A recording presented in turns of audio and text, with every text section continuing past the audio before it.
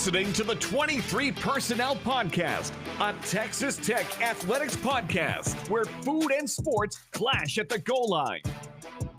Here are your hosts, Spencer and Michael. All right, what is up, everybody? Welcome back to another episode of the 23 Personnel Podcast. I am your host, Spencer, joined by Michael. Michael, what's up, man?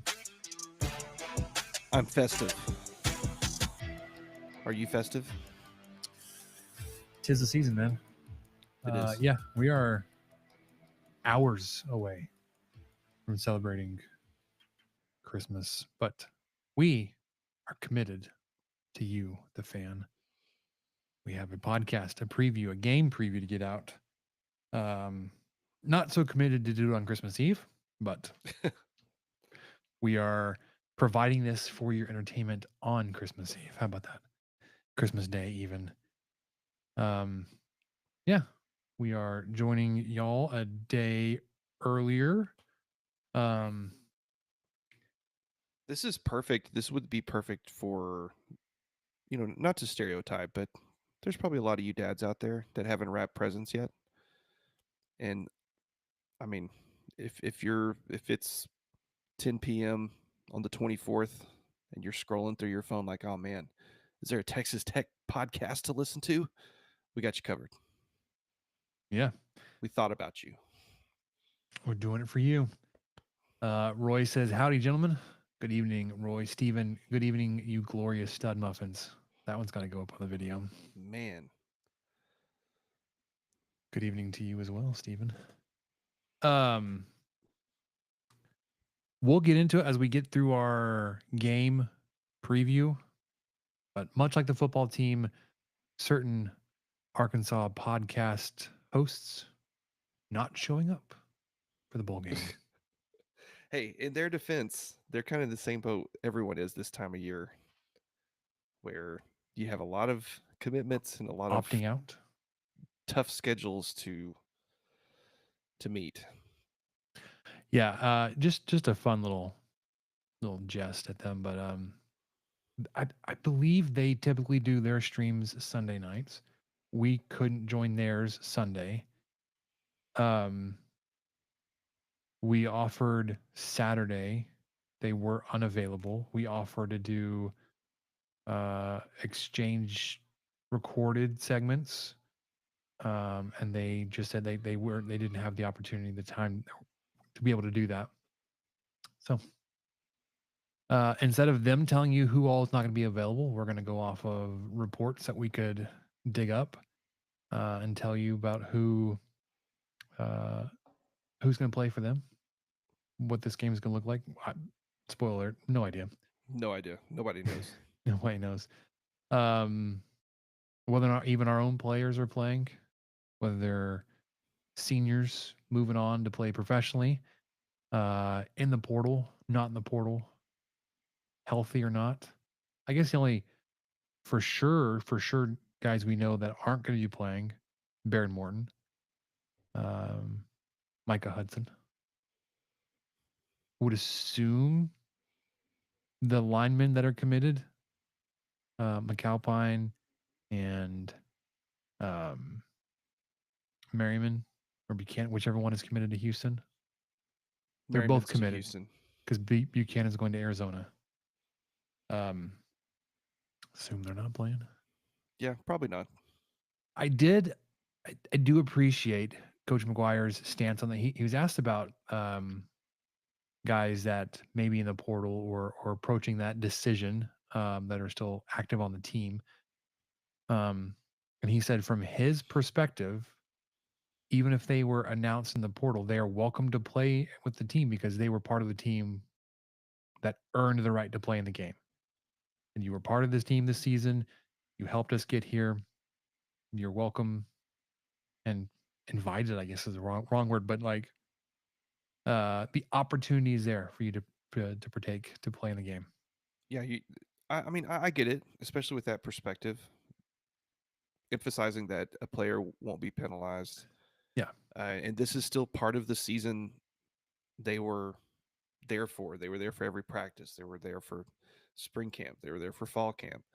if they want to get out there and play, which especially now, if there's some of these guys that are in the portal, maybe there because of playing time, and some stuff got shuffled ahead of them to give them a chance to get on the field with the team that they think they want to leave. If they can contribute, absolutely. We want to win a ball game, so put your best players out there who are willing to play for you. I want to win 9 games this season. Yeah, wouldn't that be lovely? Yeah, it'd be awesome. We'll give you a portal update. It would appear Texas Tech is now on hold for portal additions. Obviously, they are off in Memphis. They are there now, currently, as we are recording this. They're in Memphis for final preparations. Also got up there a couple days early to be able to take some time for the holiday. Now, they did have time away with their families. Coach McGuire said they had a few days before today, Monday, they could spend at home with families, but now they're together as a team for the holiday.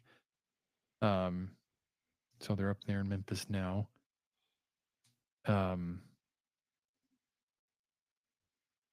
But it seems like portal stuff is on hold until we get through the game. Guys that have been playing in the game, they may have an announcement for that.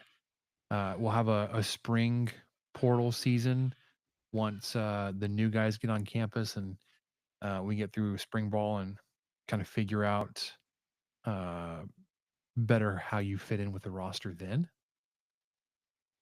But you added quite the portal class, made quite the splash the 2 weeks that the portal has been open. What's been fantastic is seeing all of the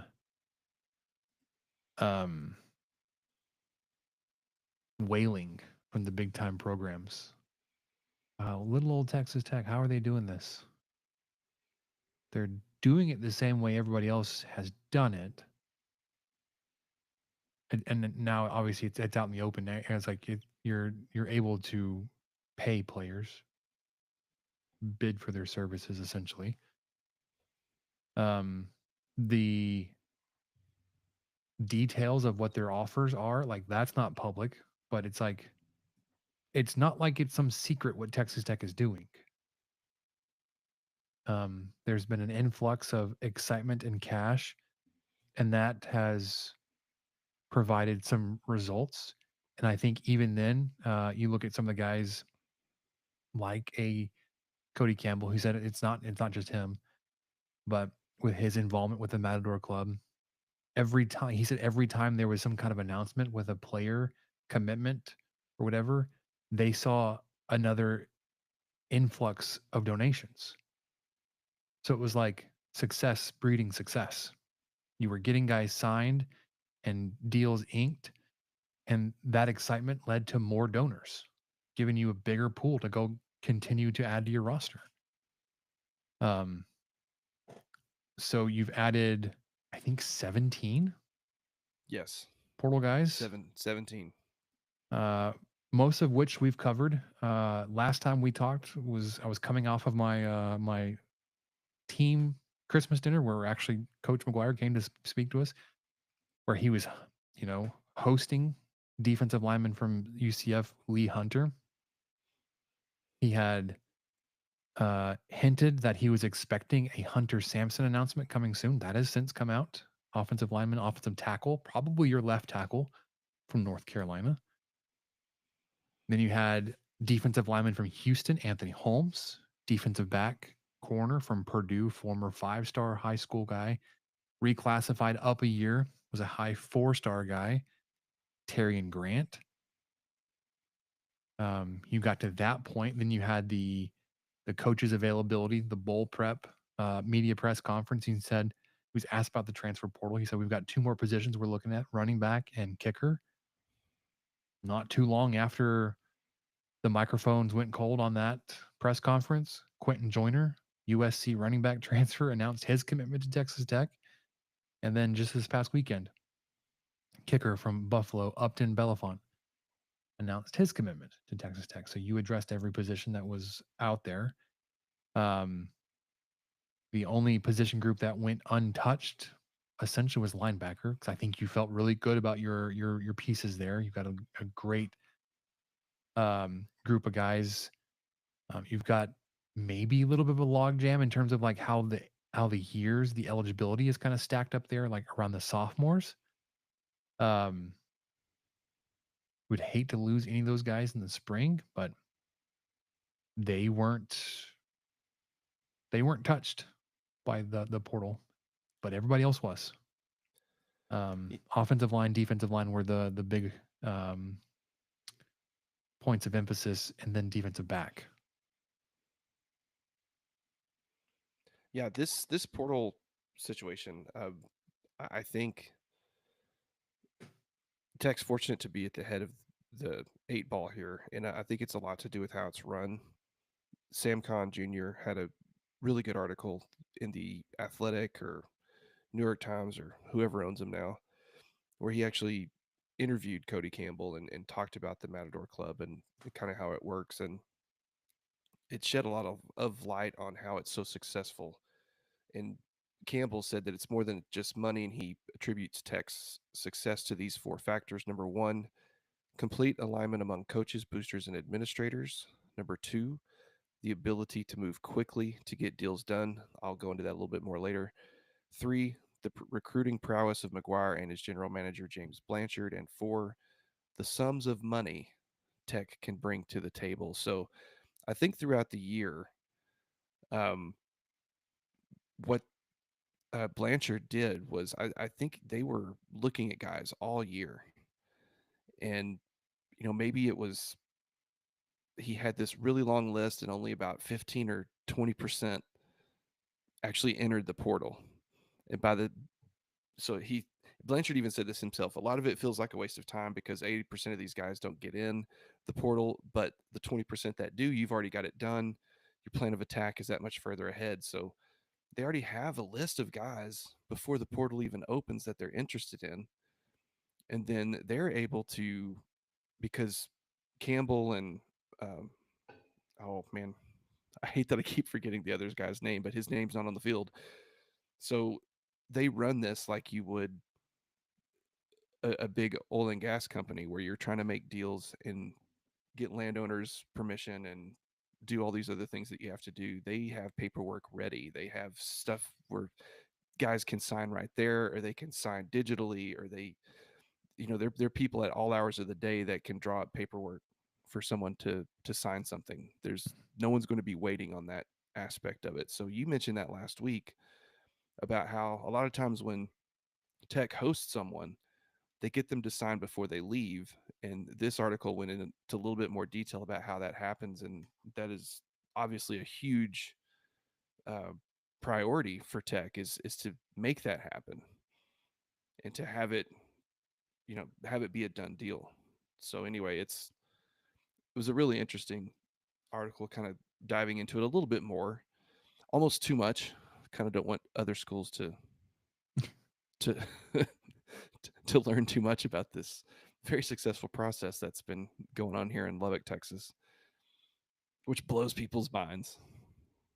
But yeah, I mean, a lot of the players have said, one of the things that they really are impressed with is just the facilities and how they can see that they're going to be able to grow into an NFL talent here. And I do think that probably catches people by surprise, and that's fine. That doesn't hurt my feelings or anything, but it's happening, and that's the good part. Yeah. I actually failed to mention one of the later commitments, and it was your defensive end, Romello Height from Georgia Tech. In total, you have the number 1 transfer class in the country.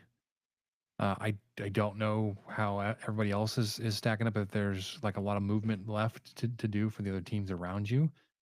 But as it stands, of your 17 commitments, you have 7 rated as 4-star transfers. The other 9 are 3 stars.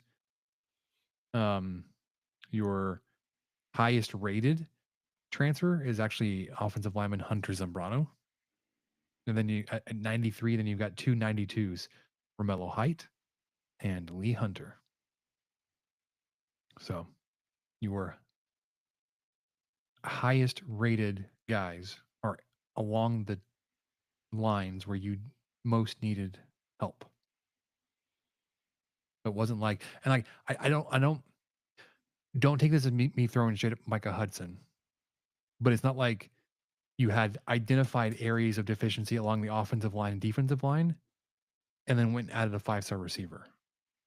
No, you Sure. went and added top of the line guys at the spots you needed them, and that's how you have a highly rated class. So, I mean, yes, there are guys on here like a Reggie Virgil, right? Like a receiver that is rated as a 4-star transfer, wide receiver. Quentin Joyner's a 4-star running back. Like, absolutely neat, like excited about their potential, their skill set, what they could possibly do with this team. But you said your offensive line needed to get better, your defensive line needed to get better, and those are some of your highest rated recruits in this class. So it's awesome. LSU, in terms of class rankings, is right there behind you at second. They are, I don't know how points are calculated, but they are less than a full point behind you. You're at 67.45. They're at 66.85. They only have 13 guys in their class. So, I mean, presumably they would have room to jump up and pass you. Ole Miss in third is 64.88 in terms of total points. Auburn at fourth is 61. So, like, 1 and 2 are really close together. There's a little bit of a gap between 3, and then like it really falls off. Like 5, Kentucky, they've got 50 points. You have 67. Wide margin between you and 5 in terms of portal classes. And they have 14 guys in their transfer class. So,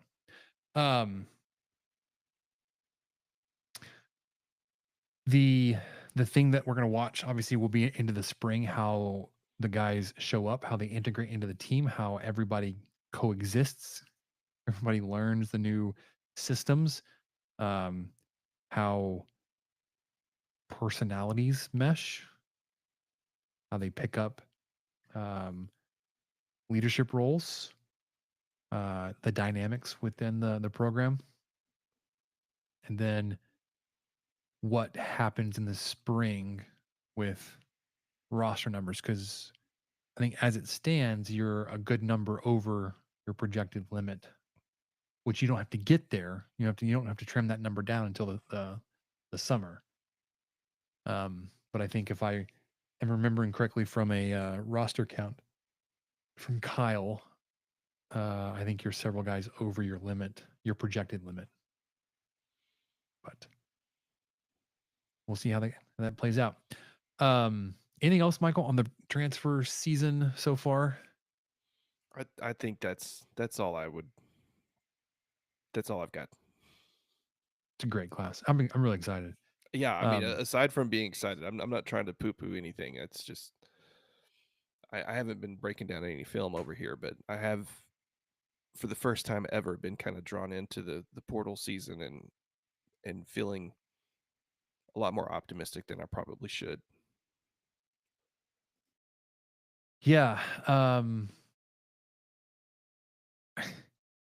As somebody who was initiating into their Texas Tech fandom 2007 2008, I didn't understand or appreciate when they were talking about how the 2008 season was lining up. There have been similar type of comments made. Granted, like, it's going to all have to be put together, and that's kind of where everybody's taking a little bit of some caution here. Is like, you can have players, but now the time is to put everything together and make it all mesh and have it all work together. But I've heard people talking about like Arlington or bust. I was like, it's a lot of expectation on a team that just had the troubles that they did. Granted, like I said, you addressed a lot of those issues with Portal and with great um, age and skill, but I'm uncomfortable talking about those levels of expectations in December. I would be uncomfortable talking about that in like June or July. Maybe next October if like you're getting into it and like we have a legitimate shot here.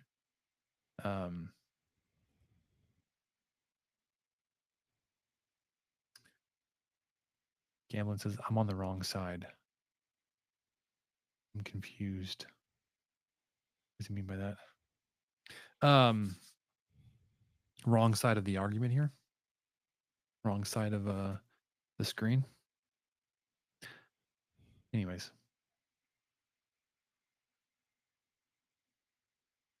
You want to talk about the bowl game, Michael? Yeah, let's do it. All right. AutoZone, Liberty Bowl. Man, I don't even know.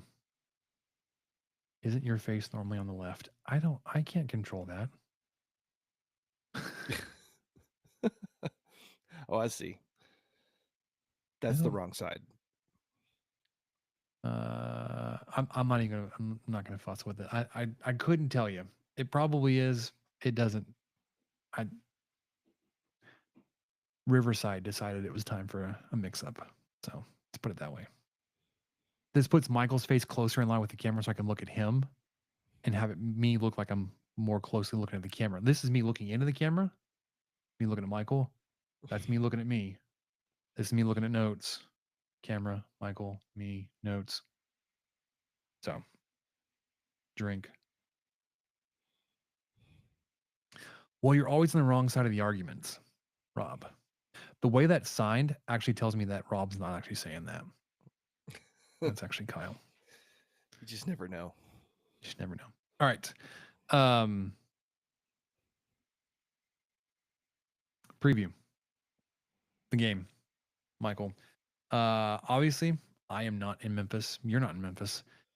There are a good number of people heading to Memphis, and that's commendable. Where you're sitting, I have no idea. I have not checked the tickets. I know it's just a sham. That they're hosting this game in a stadium that is in the state that it is. I'm sure this game could have been moved to a completed stadium somewhere. Imagine that. Even if it was like into Nashville. But whatever. Arkansas is, according to S&P Plus, 27th. Texas Tech 54th. Michael and I were talking about this pre-recording. That makes no sense. Yeah, that 27th S&P Plus ranking for a 6-6 team. They're ranked higher than, what did I say? I had this 11-1 Army. Yeah, they're ranked higher than Army. They're ranked higher than Iowa State on SP Plus. I'm not really sure what I'm missing. I don't know. They have the 27 overall. They have the 43rd. Let's see, what was it? 43rd offense, 32nd defense, but somehow, I mean, I don't know if this metric just completely overweighs or outweighs the SEC. Yeah, so here's some stuff that makes a lot of sense. It just means more, Michael. Right. So Colorado at 9-3 is 26. Arkansas is 6-6, and they're 27th. 11-1 Army is 28. 10-3 Iowa State is 29. 11-2 Arizona State, your Big 12 champion, is 30. But 31, your Oklahoma Sooners, also 6-6. And they're ahead of your 8-4 Baylor Bears. So none of this makes any sense. I'm not really sure what SP Plus how they got to this point with Arkansas. You know what it is, Michael? It's a lot of quality losses. I think it just means more. Yeah. Oh yeah, let's talk about those losses. Okay, I know we're going to get into this eventually, but They lost full Ooh. strength. Arkansas lost to a Oklahoma State squad. In overtime. Now it was on the road. Texas Tech scraped by and barely beat, a 3-win Oklahoma State team on the road too. But we were their Super Bowl. I'll go ahead and put that on the record. So they kicked off the season against Arkansas Pine Bluff and blanked them 70-0. Good for them, I guess. Game 2, lost on the road at Oklahoma State in double overtime. Then they took down UAB. They beat them by 10 points at home, Michael. They beat UAB by 10 points. Granted, you could look at our schedule and be like, oh, Texas Tech only beat Abilene Christian by 1 point. Yeah, we know. Fair. We're aware. At Auburn, 24-14. It's a good win. They lost at home versus 24th ranked Texas A&M, 21-17. Close loss on the road. Okay. Sorry, at home. Beat number 4 Tennessee, 19-14. Lost number 8 LSU, 34-10. Whipped up on Mississippi State, 58-25. Got dismantled by Ole Miss, 63-31. Lost by 10 to Texas, 20-10. Beat up Louisiana Tech there. That's the cupcake game in November, 35-14. And then lost to fraudulent Missouri team, 28-21. So, for those of you able to keep score at home, of the 6 wins that Arkansas amassed this year, only one of them was against a team with a winning record, and that was the team that we all saw get blown out of the stadium by Ohio State. Hey, take it easy. This last weekend. So Tennessee obviously was the only team that Arkansas managed to beat that had a winning record. The other 5 teams had a combined record of 18-42. That's Pine definitely Bluff. Pine Bluff they finished 3-9. Birmingham finished 3-9. Auburn 5-7. Louisiana Tech 5-7. Mississippi State 2-10. Those are the wins that define a number 27 SP plus ranked Arkansas team.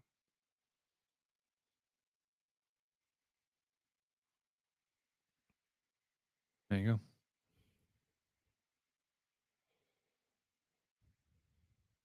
And that concludes our preview. Tech by 50. Tech by 50. From that media availability, we've heard 2 different times. There were coordinators and players. And by coordinators, it was CJ Ayu and Juice Johnson. And then players, and then most recently it was Coach McGuire.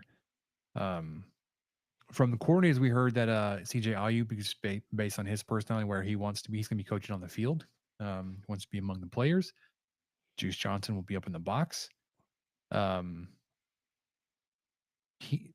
Coach Johnson was a little bit more reserved on what the quarterback situation was look like. Yep. Coach McGuire was not. Yeah, I know. I caught that too. Did not have their ducks aligned there, but essentially, as we knew, Will Hammond will be first, obviously your starter. Jake Strong, even though he is in the portal, will be QB2. Conyers will be 3.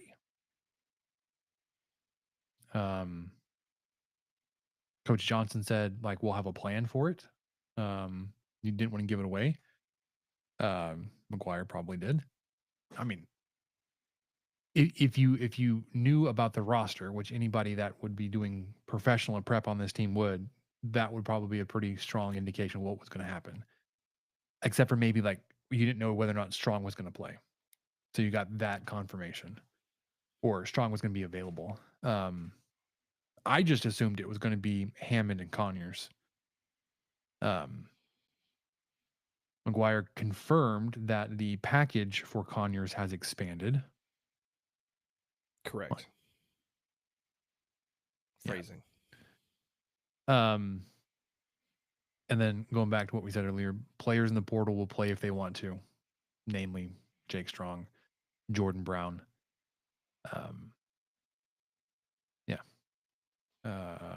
Brady Boyd. Those guys would be available if they so choose. Michael, you found that it's cloudy, possible rain. Steven, who is planning on being there in attendance, said it's going to be a mess. It's going to be cold, rainy. He's going to be there. Best of luck to you, Steven, to stay dry, stay warm, and everybody else going low. I mean, it's a tight window, 64 to 57.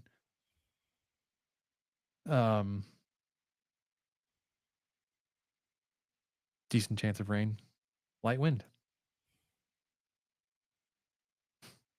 And there's your weather forecast for the game. Obviously, they're led by Sam Pittman, who's under 500 for his time in 5 years there. 29 and 31, 14 and 28 in league play.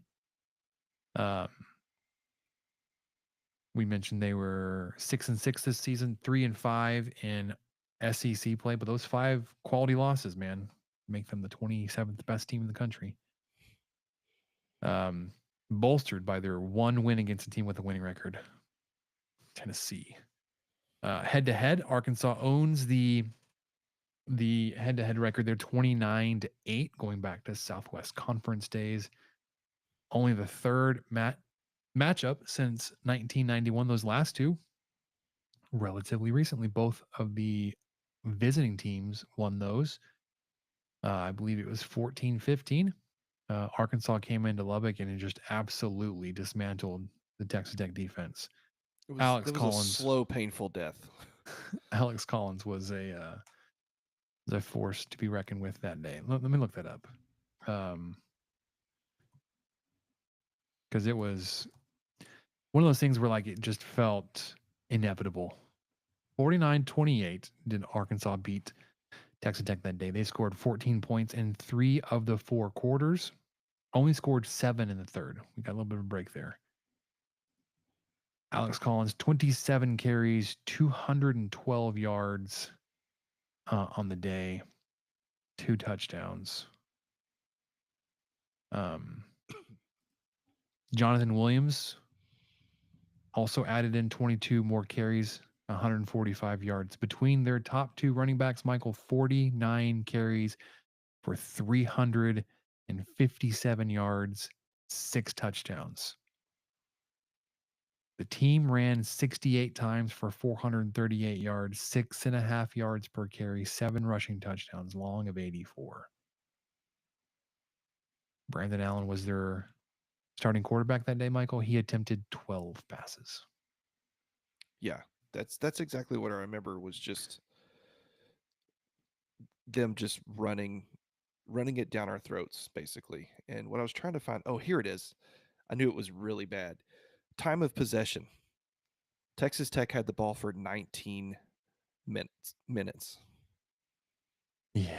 Arkansas had the ball for almost 41. That tracks too. That's what my memory had in my head, was just they not only did they just run the ball down our throats, they just ran the clock the whole time doing it, which that's how football works. If you're going to run it that effectively, you're just going to chew up clock, and they certainly did. Yeah. The following season, Texas Tech took down Sam Houston and UTEP, heading into a road matchup in Fayetteville against the Arkansas Razorbacks. And I was not super high on this game because you were, again, facing a Brandon Allen and Alex Collins led Razorback offense. Allen attempted 21 passes this time, 12 passes 2014, 21 in 2015.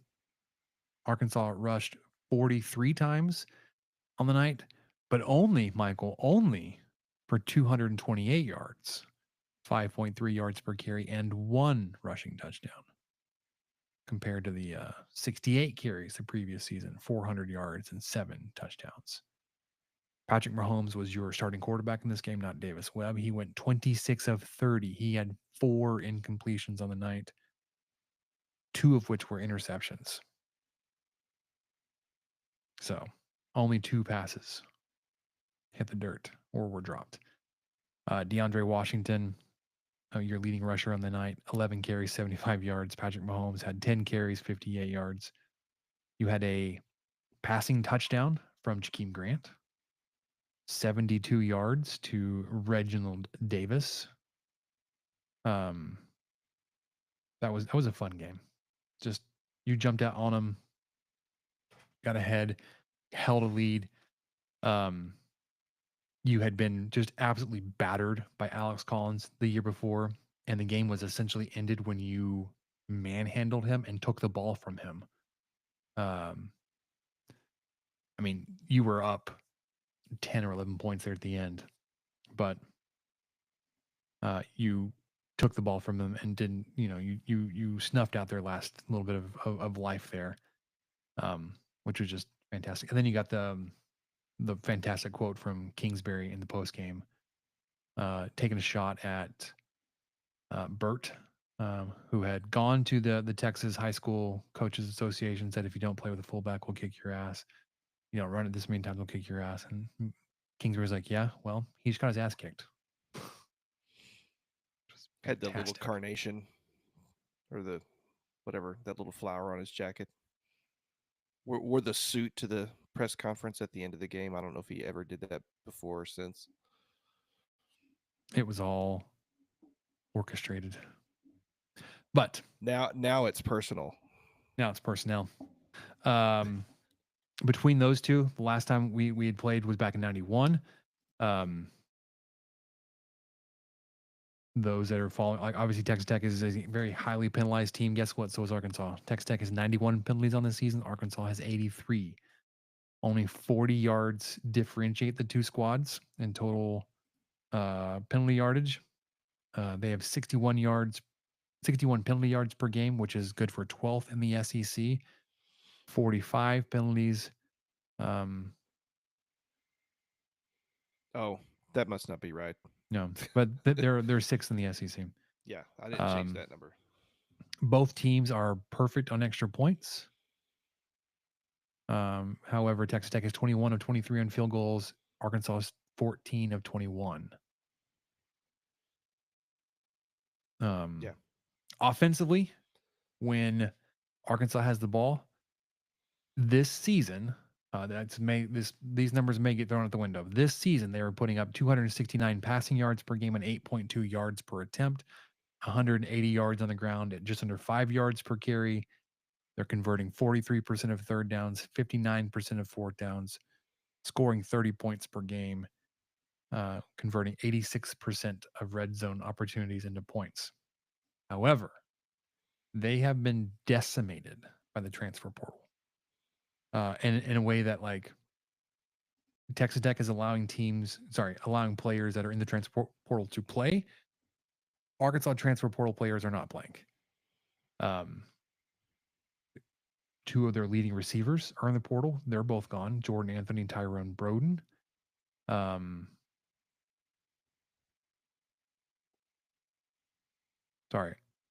Two new starters at receiver will be Monty Harris and CJ Brown. Rodney Hill is listed as their starting running back, or depth chart number one running back on the depth chart. Coming into the game, he's the fourth leading rusher from a running back. He's actually fifth on the team, behind starting quarterback Taylor Green. He's playing, but they're starting their fourth running back, Rodney Hill. Backups Tyrell Reed and Juju Pope.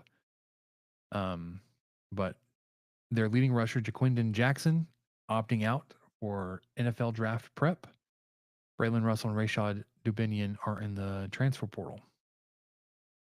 Looks like they will have two new starters on the offensive line. Center Brooks Edmondson and right guard Kobe Branham. Michael saw this that Edmondson was recently put on scholarship, so not even a scholarship player, walk on. Landon Jackson, who this is on the defensive front, Landon Jackson is their team leader in sacks and tackles for loss. Will not be participating. And Eric Gregory, they're both opting out for NFL draft. They're having some shakeups along the defensive line. Plus, they have defensive end Nico. Is it? I don't know why I'm hesitating on this name. Michael, what would you say his name is? Nico Davillier. Davalier.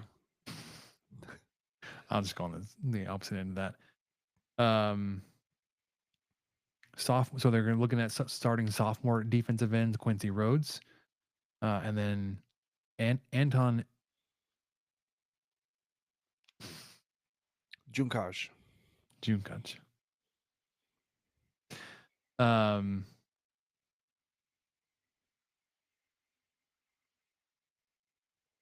So yeah, who knows? Who knows what you can get? It's offensively, defensively, like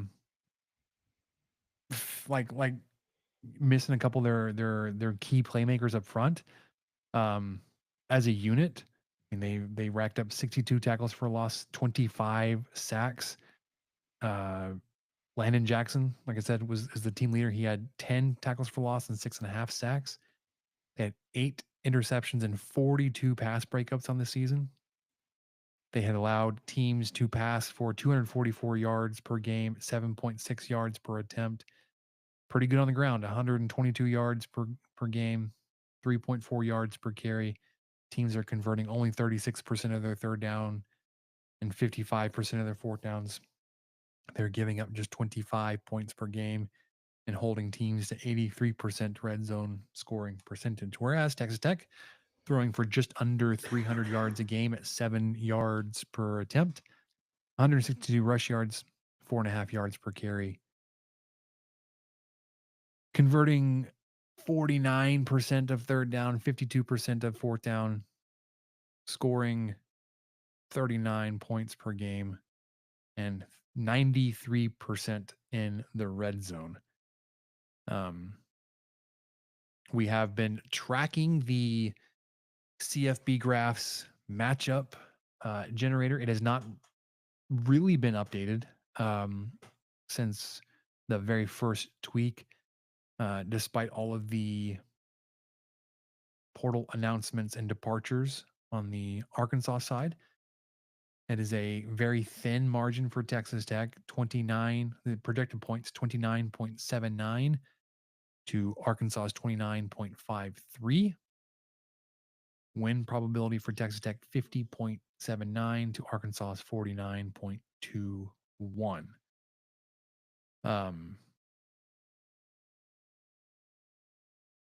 The biggest disparity here on the matchup offense versus defense, when Arkansas has the ball, their offensive echo rate is good for 14th in the country. Texas Tech's defense is 114th. Points per echo, 61st for Arkansas, 77 for Texas Tech. And then early downs, expected points added. They are very successful in early downs. They are 26th early downs EPA, and Texas Tech is 118th. Now, when Texas Tech has the ball, they have got great field position advantage over teams, and especially over Arkansas here, 20th in the country for Texas Tech, 113th for Arkansas. Echo rate, Texas Tech offense is 30th. Arkansas defense is 84th. And that same early downs EPA, Texas Tech offense is 66th. Arkansas defense 93rd. So all that combined has us scratching our head. We've got a model here saying Texas Tech, very narrow margin here. Betting lines has a narrow margin in favor of Arkansas. I believe it was -2 at some point. It's now a 1.5 in favor of Arkansas. Over under set at 52 points. Man, I just looking at all this and looking at what all Arkansas is missing. 52 points sounds about right. Um, understand that Texas Tech is replacing both coordinators, and you're without your number one quarterback, probably, and your number one wide receiver. It's expected that you're gonna be without your number one running back as well. Taj Brooks, listed on the depth chart, has been in practice. Is on the plane with the team. I don't think anybody would be surprised if he doesn't play, but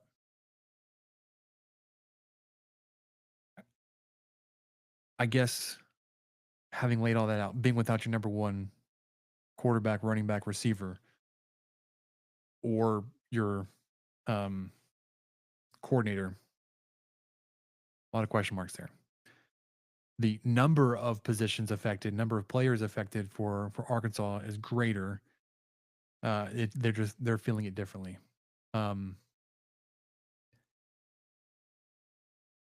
They are without their star defensive line havoc maker up front. I don't know. I have a hard time figuring this game out, Michael. I am hopeful for entertaining and fun for Texas Tech. As much as it is an exhibition game, I do want to win the 9th game this season. So based on emotional hedge here, not that I want to be right because I want to be right. I want to be right because I want Texas Tech to win. Give me Texas Tech 27, Arkansas 24.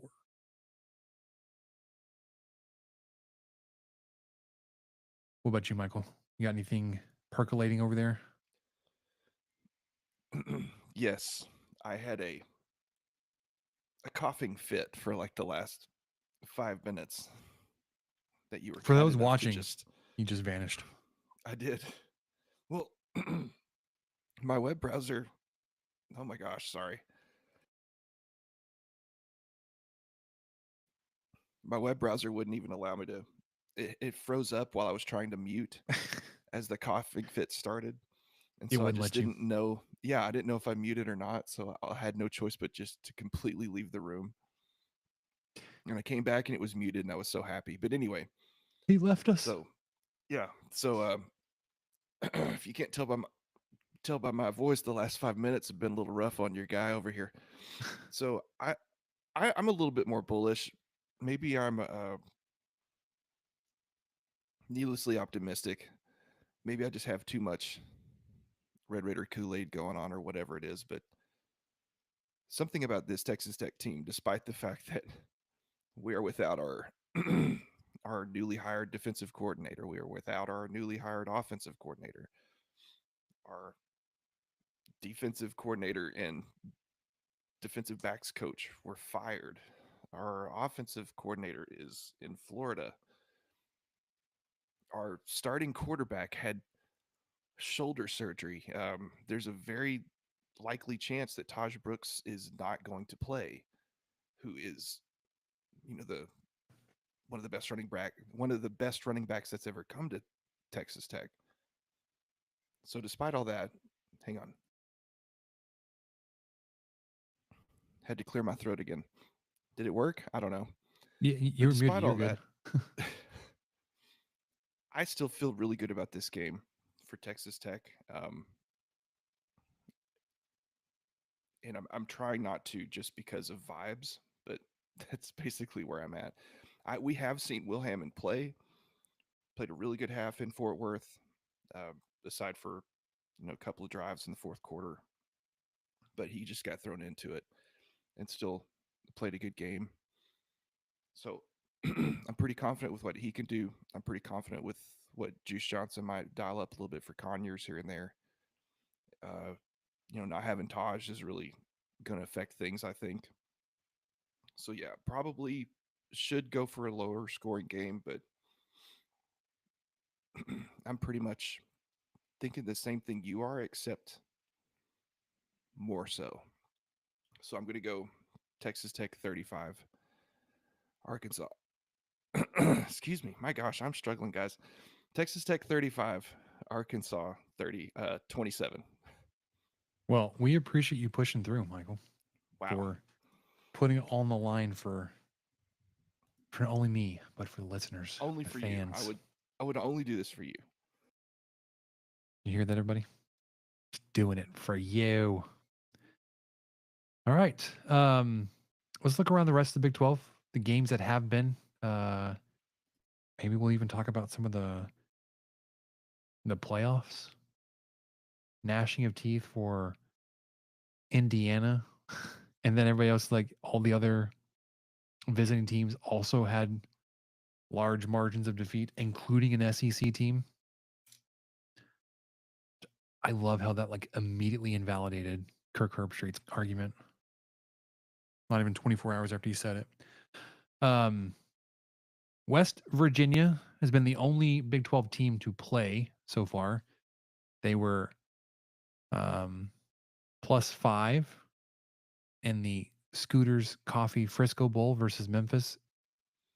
Was not looking good at one point for them, Michael. It was a pretty big margin.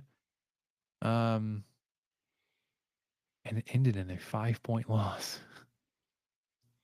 Tell me that they didn't have that scripted. That was a rough push. Yeah, it was, like I said, was not looking good for the Mountaineers early on. They are ready to turn the page to Rich Rod, and best of luck to you. Didn't Green enter the portal? Did their quarterback take off on him? I believe so. I think among many others. I think they're leading receiver too. Mm. So I'm blanking on his name. Anyways, next up will be Thursday evening, afternoon. We had a conversation about this earlier, Michael. When does evening start for you personally? When do you consider the evening has started? What time would you say that is? 5:30. So would you say 5 in the afternoon? Yeah, I mean Or- that's fair. 5:30. That's when the evening starts. Okay. That's about where we went. I think we were a little bit more earlier. I think we said 5, like more firm. That's when it would start. 4:30 kickoff. Kansas State versus Rutgers in the Rate Bowl. And then obviously we've gone through the schedule so many times. Texas Tech on Friday, 3 games on Saturday, including 4 Big 12 teams because you get the double dip there with the Alamo Bowl. And then next Tuesday night, New Year's Eve, Baylor versus LSU in the Texas Bowl, and Arizona State versus Texas in the Peach Bowl. Did you watch any of the playoff games Friday, Saturday, Michael? I got to catch a little bit of Friday. Saturday we had my now 8-year-old's birthday party. Nice. It was a skate party, which was actually a lot of fun. And so I didn't get to watch anything until I got to watch a little bit of the Clemson Texas game, and then I got to watch most of the Tennessee Ohio State game. Yeah, we so my wife is in a book club here in the neighborhood, and they had a Christmas party where they invited the husbands to attend. And before you poo poo it, we actually had a really good time at that Friday night. But I had the game up, sorry, I didn't have the game playing on my phone. I would occasionally check in on the score. I mean, as an outside observer, like I have no rooting interest in either team. The closest I would have would be Miles Price playing for Indiana. But even Which then, I didn't know until right before the game started. Yeah, I had forgotten that bit of trivia. I mean, that didn't have me rooting for Indiana. Very entertaining, like last minute and a half for Indiana, where they scored a touchdown, converted the 2-point conversion, recovered the onside kick, scored another touchdown. but then failed to convert the second 2-point conversion. So it left it at a 10-point game. And then their onside was recovered by Notre Dame. Um, I enjoyed watching the extended highlights of the game. I don't know if I would have enjoyed watching the entire game. Saturday, the only game I watched zero of was Penn State SMU. I Same. watched the majority of the Texas Clemson game. There was a time when it was getting out of hand for Clemson early. And I was like, great, we got another game. Because like we'd already heard Herb Street complaining about how Indiana didn't deserve to be in the playoff. And we were passed over other deserving teams, which I think was very clearly talking about Alabama there. Newsflash, Alabama lost 3 conference games. So if you're complaining about Alabama not making it in, lose fewer games. Well, so did Clemson. Yeah. Well, but no one said a word about that. Yeah. Of all of their hypotheticals, Clemson's never getting brought up because they just get the benefit of the doubt from being good, 6+ years ago. yeah. Well, like I said, Texas had scored, well, at the half, it was 28-10. And it was not looking good for Clemson. They were able to keep it interesting, I guess. Mm-hmm. And the game ended 38-24. But there for a while, it was not whatever. So Texas will face Arizona State in round 2. Notre Dame will face, who was it? Who do I have? Notre Dame, Georgia. But Georgia's going to be without Carson Beck. I don't know if you saw that he's out. He had the injury. No. Yeah, he sustained that injury against Texas in the conference championship game. Yeah, was it a shoulder injury? Shoulder or elbow or something. Yeah, I remember watching it happen, thinking that looked really painful. I always tense up whenever. I mean, this is football. It's not like the lineman or whoever the position that got to him on defense was, but whenever the quarterback's back to throw and someone hits their arm or their hand, you just know it's probably going to be bad, or there's a very good chance that it will be. Yeah, like having your arm hit in a throwing motion, especially like I believe he was trying to throw deep. He was, yeah. Arm was under a full load, and then that motion gets interrupted. Yeah, that's no way. No. Yeah, so Carson Beck out for Georgia. Notre Dame will take on Georgia in the Sugar Bowl, 7:45 Wednesday the 1st. Like I said, did not watch any of SMU Penn State. Penn State beat them bad, 38-10. Penn State will take on Boise State on New Year's Eve, Tuesday, at a 6:30.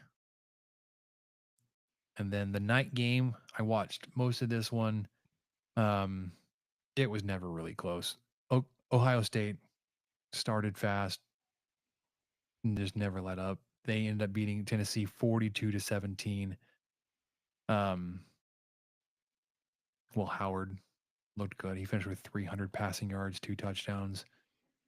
Leading running back for Ohio State, 8 yards per carry, 2 touchdowns.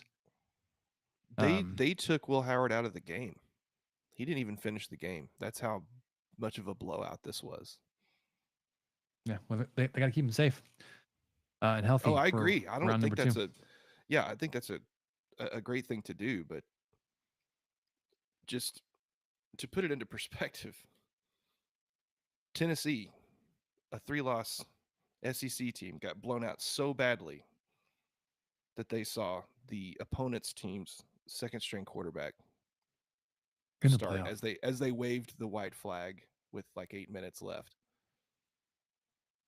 Yeah, that would never happen to, I guess, a different 3-win or 3-loss team. That would never happen to a team that got beat by Arkansas. Oh wait. Anyway, just bogus. Tennessee has 3 losses now. They're a Oh, three-loss okay. team You're right. now. You're right. They were a 2-loss team. They were both 2-loss teams, weren't they? Yeah, but now Ohio State's 11-2. Moving on, Tennessee is 10-3 and done. Sorry, I got hung up on wins and losses, which don't matter anyway. So I shouldn't have even been Who even knows? using those stats. It's like quad one wins in basketball. Who even knows what that means and what that is? Um, so you get Penn State, Boise State Tuesday, 10.5 point line for Penn State there. Texas, Arizona State, the biggest line of the quarterfinals. Texas is a 14-point favorite in Atlanta on the first noon. The Rose Bowl, a good Pac 12 Big Ten matchup. Oregon, Ohio State. Ohio State is a 2-point favorite. This one could be really fun. 4 p.m. ESPN, and then the night game, 7:45 kickoff between number 2 Georgia, number 7 Notre Dame, in the All-State Sugar Bowl in New Orleans. Georgia, at least at the time that I'm reading this, is a 2-point favorite. Although without Carson Beck, I'm not sure that still stands, but I guess I'm interested to see like how real the teams that got the first round buys are. Arizona State, Boise State. I'm not sure if the playoff bracket will remain the same, because I think looking at the teams that were in the playoffs, I don't think those are like the third and fourth best teams, but they get the benefit of a doubt of the benefit of a bye week, opening round bye. So Yeah, I think if this is where we're headed, where and it maybe it may be going that direction. I don't know what kind of mess this is going to create, but it sounds like all they want to do is do away with all of the automatic bids, um, and just seed everything 1 through 12 and go from there. But in order to do that, they probably need to get rid of all of the championship games, because those will not, they absolutely will not matter anymore. But that's going to be a really tough sell, because they implemented all those. One, the Big 12 did it because TCU and Baylor got snubbed. I think it was year one of the college football playoff, or year yeah, two. It was very 2014. early on. Yes. And so the Big 12 suddenly decided, well, we've got to have that, even though we do a round robin schedule. And they abolished it before when they dropped to 10 teams.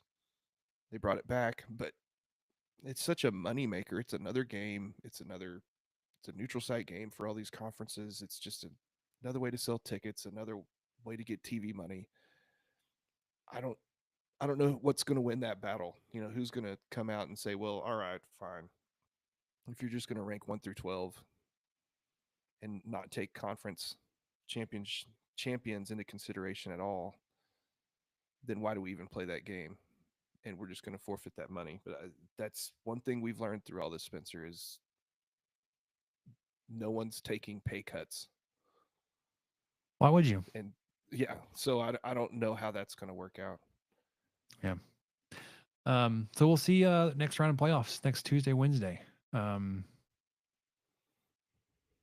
think there are some intriguing matchups. We'll see how it all plays out, but I hate that you're getting a starting quarterback less Georgia. Like I think you want to see these teams at full strength to really determine, like, best on best, who really is the best team. And when you're missing a guy like, starting quarterback, that's pretty significant. Well, All right, let's. if Carson Beck can't play, then they should swap him out with Alabama. They should reseed, because it's well documented that if your starting quarterback's not going to play, then you shouldn't be even in the conversation. Yeah, that's what they did last year. I mean, it was probably sort Well, of I mean, true, but that's still what they did last year with to Florida be State. to be fair, Florida State then got absolutely just donkey Bull- punched bulldozed, yes. in their what would have been, uh, you know, the next playoff matchup with Georgia there. Yeah, Um, they were buried alive. yeah. Hey, you want to see dead body? That's the vibes that we got from that game. All right, basketball. There was a men's and women's game this past week since we've last spoken. Texas Tech women defeated Houston 74-59. They are 1-0 in conference play, 12-2 on this season. They get an early jump to conference play. And then they are now off until Wednesday the 1st, when they will travel to Tempe to take on Arizona State, who are not doing well, 5-5. And then the following Saturday the 4th, they will be at Kansas State. So they get 2 road games back to back. 2 of their first 3 in conference play on the road.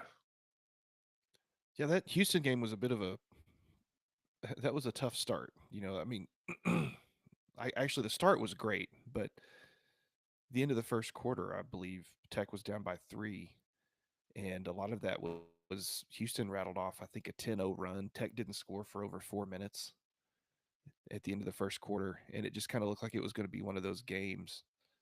And then they rattled off the next quarter, 26 points. They outscored Houston by 12. It just kind of never looked back. They had Texas Tech had, I think, 7 turnovers in the first quarter, ended with 18 total. So definitely cleaned up things on keeping the ball. But yeah, Maupin's really come alive. She had 28 points this game. I think this is her 3rd game in a row in the 20s. She was 10 of 18 for shooting, 4 of 5 from 3. Um, she even grabbed 5 rebounds somehow and had 6 assists. So just really good games from her lately, and hoping that that's going to continue.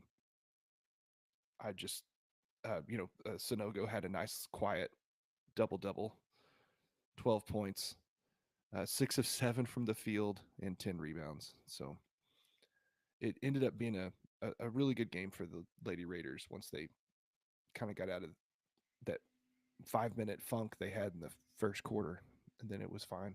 It was fine. Smooth sailing after that. Yeah. Smooth sailing for the men. We were there, took the family to the game on Saturday, noon tip off versus Lamar for their final non conference matchup.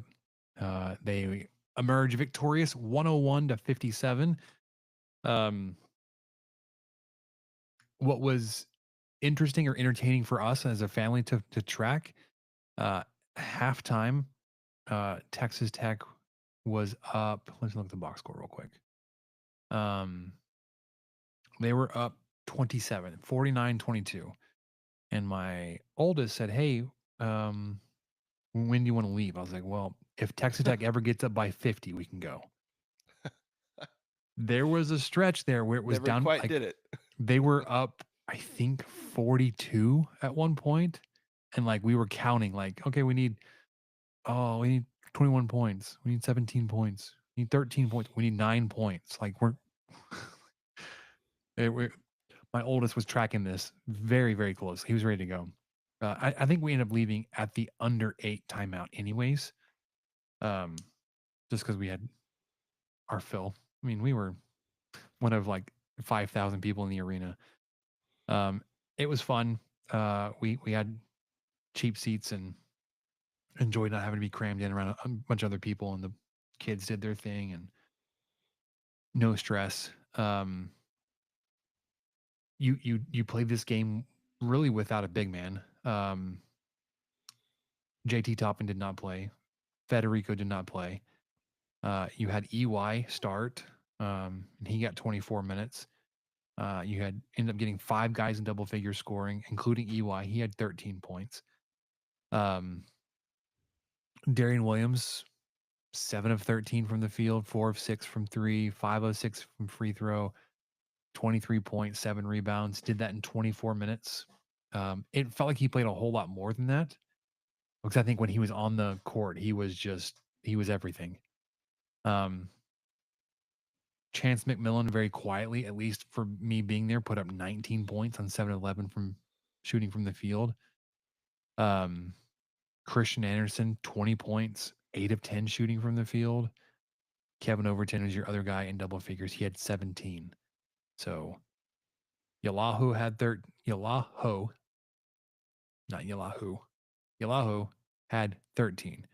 Overton had 17. McMillan had 19. Anderson had 20. Williams had 23. Elijah Hawkins, I don't know what's going on. He played 30 minutes, 7 points. Did contribute 7 assists, which is one of the things you were really excited about his potential coming in. And we knew he was going to be more, a facilitator than a scorer, but you need more than 7 points from a starter. Kerwin Walton, 15 minutes, 2 points. He attempted 3 shots. Not sure where either one of those two guys have gone. But without Toppin, without Federico, your rotation was fairly thin. You essentially played seven guys. And that's including Walton, who only played 15 minutes. Horner, Francis, and Green all got in there at the end, but they got in 4 minutes, and 2 minutes. So now Texas Tech is off. Men's are off until New Year's Eve. They will face UCF to tip off their Big 12 schedule. They finish non-conference play 9-2, got a pretty sizable jump up in the rankings and ratings and that kind of stuff. Has the metrics jumped you from 27 to 12. Ken Palm bumped you from 22 to 13. Your offense moved up to 13th, defense up to 34th. BPI has you at 15. T rank has you at 11. Now moves you a projected 5.7 seed, but there's a 5 there at the beginning instead of a 6. Net rank moved you from 29th up to 16th, but you are without a quad 1 or quad 2 win at this point. You were 0-2 in that category, but 9-0 in quad 3 and quad 4. Obviously, you want to keep those numbers clean. Next up will be UCF, like I said. Projected 15-point win at this point for Texas Tech. UCF is the 102nd Haslametric ranked team. 79-65 type of game. The only statistical thing that I'd point out, they take a ton of free throws. They are averaging 25 attempts per game. You're averaging 17. They are out rebounding people. They have a narrow margin of out rebounding, but they have a ton of rebounds. They're 40 per game. But opponents are rebounding 37 a game. They turn the ball over just a little bit more than you do. They also turn teams over a little bit more than you do. Score fewer points. They're shooting 42% from the field. You're shooting 51%. So it would be a great start to Big 12 play if you were able to get a victory here. Would be expected, with a 12 versus 102 matchup, but would love to get Toppin back in the rotation. Would love to get Federico, especially with his last game where he went off for 20 plus points, to get that kind of contribution, the ability to add that back in. Hopefully everybody's healing up, getting ready for what's going to be a long Big 12 schedule. Anything else basketball wise? No, the main thing I'm just glad that they start at home. I would be worried about. I'm just worried about this team in general. Sure. What little competition they've encountered has either resulted in losses or just given them a lot of trouble. So I'm also worried with the injuries piling up on the big men. I'm sure that's just to save them up for Big 12 play, and it's strategic at this point. But kind of quite a few unknowns still on this team, despite having 11 games. Uh, so I wouldn't take this UCF team for granted by any stretch. And yes, Tech should technically win, but who knows what the roster is going to look like that day? Who's going to be available? Who's going to be productive? What the defense is going to look like, if there's going to be one, if the threes are falling or if they're not, and if they're still shooting them. I don't know. I'm a little trepidatious about Big 12 play with what I've seen so far, with the just the only thing consistent are the inconsistencies so far. But Tech has done a really good job of beating the teams very soundly that they should have, but then they are not doing well against Texas A&M or St. Joe's or even DePaul up for a good while. Syracuse, those teams just tough games one way or the other. But anyway, we'll see how this goes. We're going to find out in a week. So when we record, well, which we should probably discuss when we're going to record next. But there's a good chance this game will have been played out by the time we record next, and so we may know a little something. Yeah. And then the men will have back-to-back road trips for themselves, starting Saturday the 4th at Utah. So they're up in Salt Lake. And then Tuesday the 7th, they're going to drive down 45 minutes from Salt Lake down into Provo and play at BYU on Tuesday night. Would assume they just stay up there for those 4 days, but You would think so. I mean, school's not started back yet at that point, has it? I think they start the week of the 7th, but I couldn't tell you when. It could be the week after that. I know Grayson goes back to school on the 7th. I think. Yeah, they'll fly into Salt Lake, and then, like I said, drive the 45 minutes south, turn the corner there at Draper, Utah, coming down whatever the Highway 6, 215. I can't read a map. 15. Go from Salt Lake Valley into Provo Valley. So, anywho's, and then we get Iowa State, top 5 Iowa State back at home on the 11th, which I believe is a whiteout, if I remember the promos from the arena correctly from our time there this weekend. Obviously, most home teams in basketball wear white, but I think the fans are encouraged to wear white that day, Saturday the 11th. So yeah. All right, let's wrap this up with what do we learn, Michael, and then get y'all ready for the Christmas holiday, other holidays that you may be observing, bowl game, all that kind of stuff. So let's get there. What did we learn, Palmer? I don't know, sir. I don't know either. All right. I think as the traditionalist in us, we are doing a prime rib for Christmas dinner, Michael.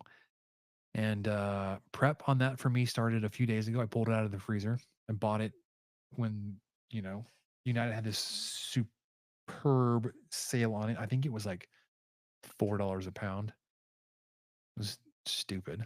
Got ourselves a little 3-bone roast, froze it, then pulled it out. It thawed. It is thaw. I started my dry salt brine on it today. Put it back in the fridge. Little Salt Bay impersonation this morning. Salting it up, putting it back in the fridge. Ready to go to be cooked Wednesday. Wednesday morning, we're going to have a whole mess of like cinnamon rolls and stuff like that. Do a little bit of a lighter lunch. charcuterie board, smoked cream cheese type spread. Saving room for the big dinner. What about you? You guys, you got any plans? You have a prime rib yourself, or you a brisket Well, man? no, not this year. I'm usually not usually. I think I've done it 2 or 3 times. I've done a beef tenderloin, which has turned out phenomenal each time. But this year, we're kind of looking forward to this. We won't be hosting. We'll just get to have our little Christmas that morning with our little one, and then we'll head over to my mother-in-law's, and she will be hosting and have the food, and we'll bring something, but it'll be kind of nice because we've hosted pretty much every year since we've become parents, and so we're just gonna leave the house a mess from opening presents and get in the car and leave it, not worry Are about it. are you the type of dad that's like you, some of your Christmas morning prep is you're getting out the big 30-gallon trash bag, just Definitely. vacuuming up all the confetti of wrapping paper? Yeah, that's you too. Yes. Same. Yes. I am off in the edge of every photo with a white trash bag. Just Just get just real quick. I try not to be like pulling it I out try of not your to be daughter's hand as it's like yes. she like I don't shreds, throws it up in the air, and you're like snatching it. hang on. Well, we have a cat too, so that's also an extra Mm. degree of we got to clean this up because he's going to like rip it into 900 little shreds before we get the chance. So that's part of it too. And that's what I tell myself anyway, as I'm the dad off camera, just like, just stuffing tissue paper and everything in these bags. Oh yeah, for sure. The thing I learned, so our daughter uses an iPad at school, Mhm. and we have a Kindle Fire right now that's on its last leg. And so we thought, okay, her big Christmas present's going to be an iPad. And my wife and I are Android people. We have never purchased or used an Apple product outside of an iPod from like '07. Which back then you And didn't really need to be like fully engrossed into the iOS world to have it work. no, nope. And You do now. well, I didn't even have an iTunes account with it. I somehow figured out how I could get music on and off of it without an iTunes account. No one needs to trace how that happened. But anyway, we found out that setting up an iPad for your kid to use is near impossible without some sort of Apple device that you have access to her. It's just impossible. It is not possible. And so we had to scrap it late second, and we went and bought a Samsung tablet. And so I was messing with that before we logged on tonight, and there's actual ways to,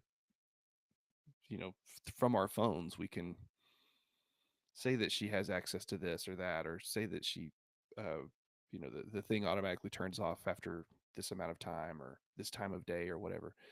But there was no way to do that with the iPad unless you had some sort of device, some separate from the iPad, where Mm. you can control all that, because you can't do it from a browser. You can't, unless you have a Mac and you go to the Safari browser. I think you could log in and do it, but we don't have any of that. So that was just a rude awakening last night when we were setting all that up, trying to get that figured out. Like, this will be a breeze. This will be great.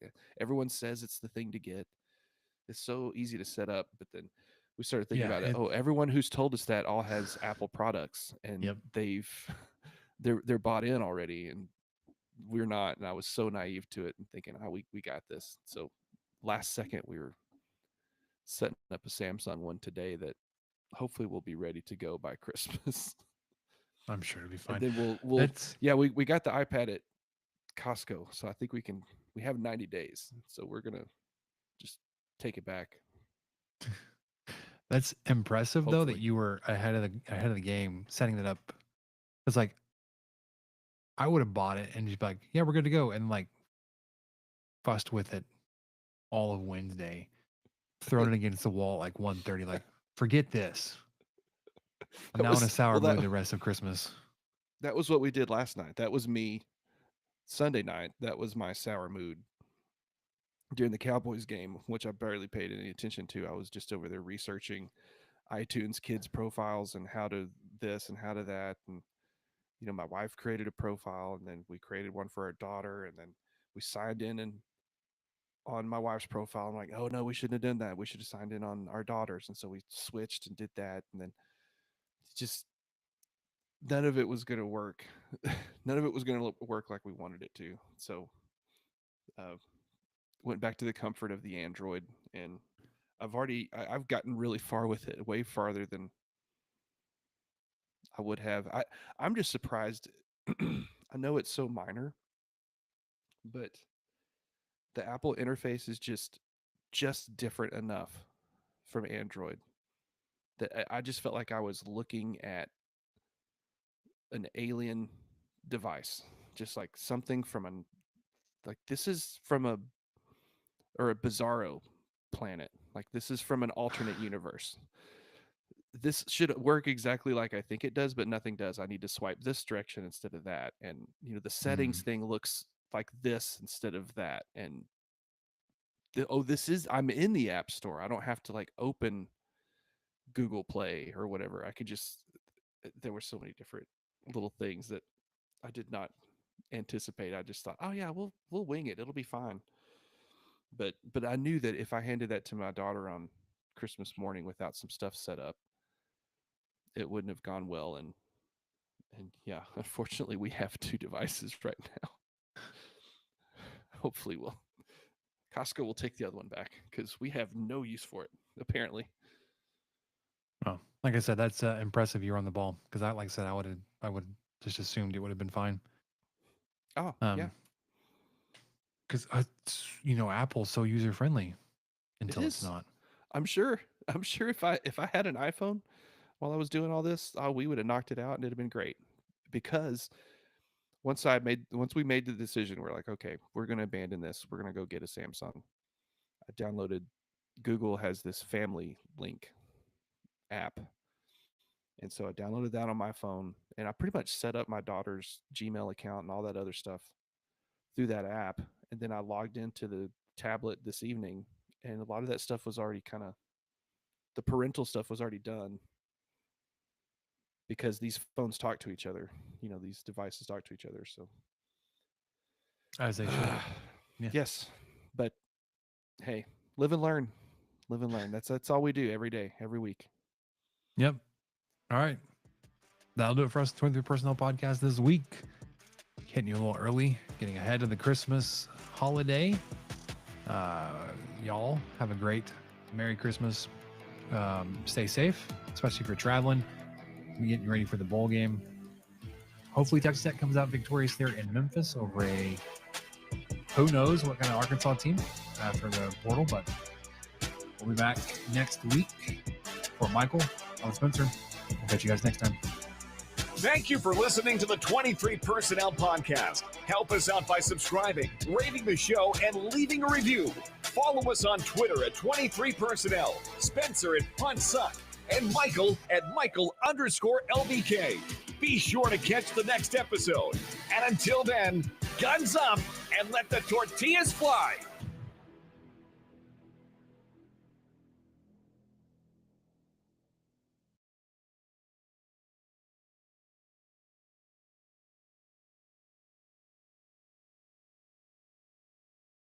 Probably